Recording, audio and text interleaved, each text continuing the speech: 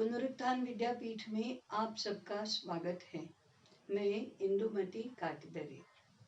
भारतीय अर्थशास्त्र के मूल तत्व।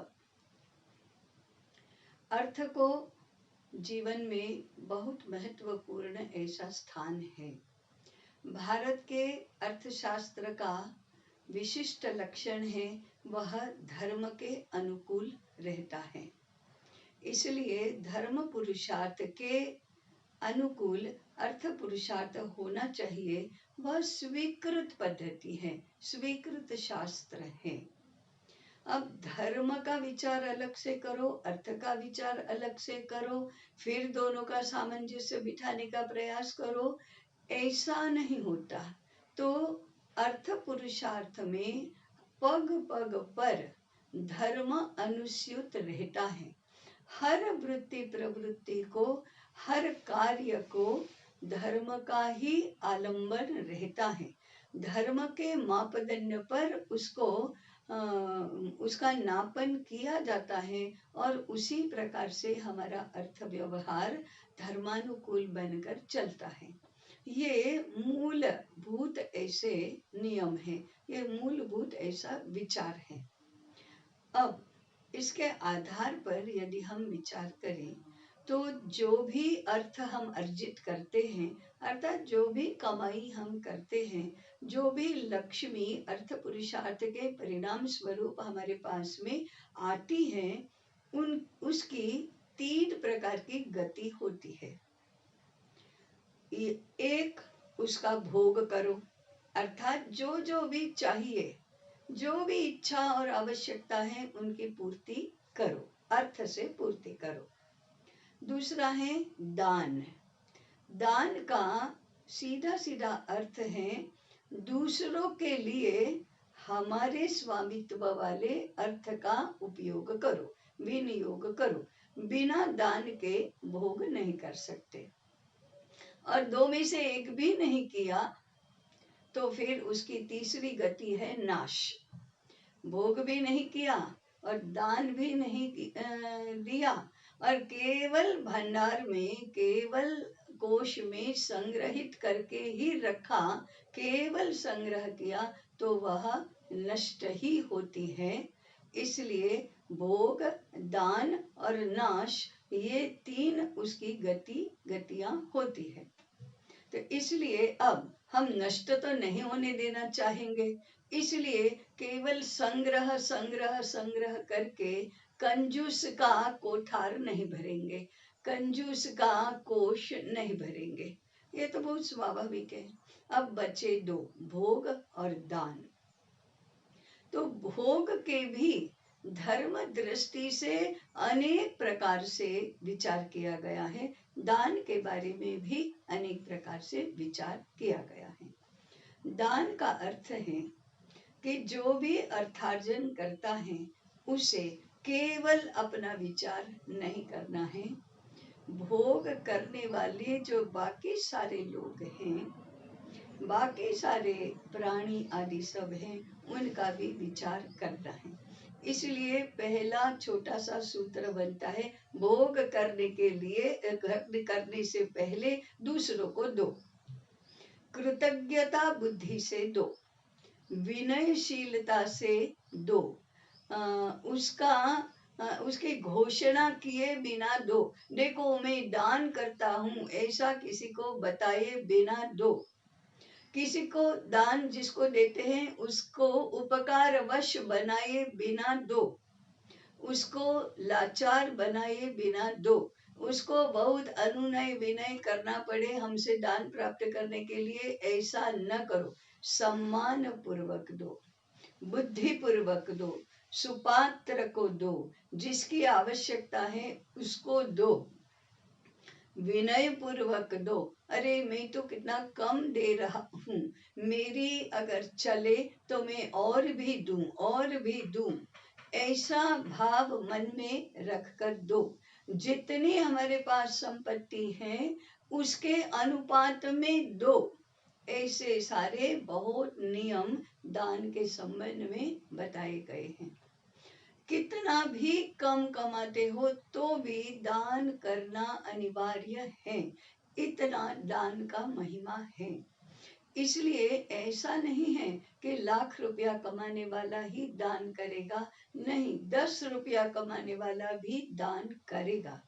अर्थात अपनी संपत्ति का, अपने अर्थ का कोई न कोई छोटा सा हिस्सा दूसरों के लिए देगा।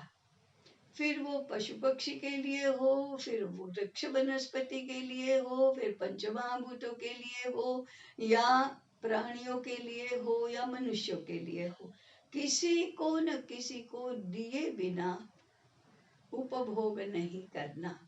और इसलिए भारत की सामाजिक परंपराएं जो बनी हैं, वह अर्थार्जन करने वाले व्यक्ति को अन्य लोगों के पोषण का दायित्व दिया गया है, वृत्ति दी गई है, उसको पुण्य के साथ जोड़ा गया है। इसलिए दान से पुण्य प्राप्त होता है। इतनी सामान्य समझ से भारत का गरीब से गरीब व्यक्ति दूसरों को देता है। कहाँ कहाँ देना, कैसे कैसे देना, इसकी कितनी बारीक और बड़ी बड़ी व्यवस्थाएं की गई है। जैसे कि चींटियों के लिए आटा और शक्कर मिलाई हुई गोलियां लोग बिखेरते हैं। चींटी को भी दो, पक्षियों पशुओं को दो, गाय को पहले रोटी दो, कुत्ते को दो, किसी को भी बिना दिए मत रहो, आश्रय दो, वस्त्र दो, वस्त्र का दान करना, अन्न का दान करना, जल की व्यवस्था करना, आश्रय की व्यवस्था करना, ये सारा दान का स्वरूप है। हमारे साथ साथ हम जिस समष्टि का, जिस सृष्टि का अंग है, उसका हमारी ओर से किसी न किसी प्रकार से निर्वाह होना चाहिए, उसकी किसी न किसी प्रकार से सेवा होनी चाहिए। वह अर्थ सेवा है, अर्थात भौतिक पदार्थ देकर की गई सेवा है। यह दान का अर्थ है। तो बिना दान के तो नहीं रहा जाता, कभी किसी को रहना ही नहीं चाहिए। और एक सामान्य नियम बनाया, आय के 10% दान देना है। यह सामान्य नियम है।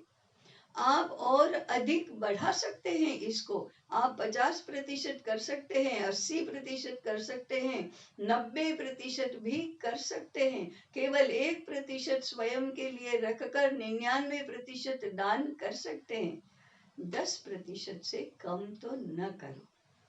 अब आज तो इसका विचार भी नहीं किया जाता। कभी 1000 रुपया कमाने वाला 10 रुपया दे देता है। कभी वो कहता है कि अरे हमको ही कम पड़ रहा है, हम कैसे दान दे, हमारा ही नहीं हो रहा है, दूसरों का विचार कैसे करे। परंतु नहीं, 10 रुपया कमाई करने वाला भी 1 पैसा भगवान के मंदिर में रखता ही है। मंदिर में रखे बिना दर्शन नहीं करता है, दर्शन का पुण्य नहीं मिलेगा, ऐसा मानता है। परंतु 1 करोड़ कमाने वाला 10 लाख का दान नहीं करता है। करता है तो जिसको भी दान देता है उसके मांगे बिना तो देता नहीं है, और मांगने पर भी कितना उसको गिड़गिड़ाना पड़ता है तब जाकर देता है, और कितना अपना प्रतिष्ठा करने के लिए घोषणा कर करके देता है। भगवद गीता में दान के 3 प्रकार बताए हैं, उसकी चर्चा कभी करेंगे। परंतु दान करना अत्यंत आवश्यक है। ये तो एक व्यक्ति ने, एक कुटुंब ने किया हुआ दान है, और व्यक्ति को या कुटुंब को दिया गया दान है। परंतु सार्वजनिक व्यवस्थाएं अधिकांश महाजनों के, श्रेष्ठियों के, अर्थवान संपत्तिवान लोगों के दान पर ही निभती हैं। जैसे यात्रा करने वालों के लिए निवास की व्यवस्था चाहिए तो धर्मशालाएं बनती है। मार्ग चलने वाले लोगों को प्यास लगती है तो प्याऊ स्थान स्थान पर बनते हैं। यात्रा करने वाले को भोजन चाहिए तो स्थान स्थान पर अन्न सत्र राम रोटी आदि बनते हैं। जिनके पास खाने पीने को कम है उसके लिए भी राम रोटी की व्यवस्था होती है। ये सब दान के कारण से होता है। इसलिए समाज का निर्वाह करने के लिए, सारी व्यवस्थाएं सही बनाने के लिए दान का बहुत महिमा है। भारतीय अर्थशास्त्र का एक मूल सिद्धांत दान की प्रतिष्ठा करना है। इस दान से कैसे कैसे कैसे समष्टि और सृष्टि का भरण पोषण होता है, निर्वाह होता है, इसका अर्थशास्त्र के विद्वानों ने, अर्थशास्त्र के छात्रों ने और सर्वसामान्य प्रबुद्ध जनों ने अध्ययन करना चाहिए। शोध के विषय तो ऐसे हो सकते हैं। अतः कहने का तात्पर्य यह है कि दान प्रवृत्ति को अर्थशास्त्र का एक अत्यंत महत्वपूर्ण अंग मानना चाहिए। वह केवल नैतिक नहीं है, वह योगक्षेम के साथ जुड़ा हुआ है, सामुदायिक योगक्षेम के साथ जुड़ा हुआ है। इस रूप में इसके संबंध में विचार करें। इसी निवेदन के साथ जुड़े रहें, चिंतन यात्रा में सहभागी बने, यही निवेदन है। नमस्कार।